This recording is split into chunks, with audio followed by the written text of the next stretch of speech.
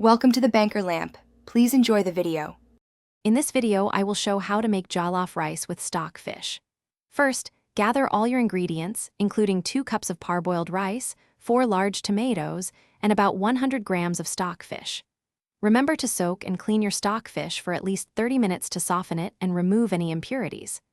Next, blend your tomatoes, red bell peppers, and Scotch bonnets to create a smooth, vibrant base for your sauce. Now, heat about 1/4 cup of vegetable oil in a pot and sauté 1 medium onion and 2 cloves of minced garlic until they are fragrant. Pour in your blended tomato and pepper mixture, allowing it to cook down until the oil separates and the sauce thickens, which takes about 15 to 20 minutes. Then, add your cleaned stock fish, along with 1 tablespoon of curry powder, 1 teaspoon of thyme, and salt to taste. Once your sauce is rich and flavorful, it's time to add the rice. Gently stir in 2 cups of parboiled rice, ensuring each grain is coated with the delicious sauce. Add about 1½ cups of water or chicken stock, just enough to cover the rice.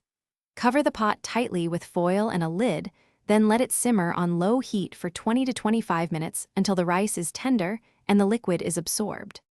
After the rice has cooked, remove it from the heat and let it rest for 5 minutes before gently fluffing it with a fork. Your delicious jollof rice with stockfish is now ready to be served. It pairs wonderfully with fried plantains, coleslaw, or a simple green salad. For an enhanced home experience, consider the Echo Dot smart speaker. Check the description below for a link to this amazing device and other fantastic deals to elevate your space.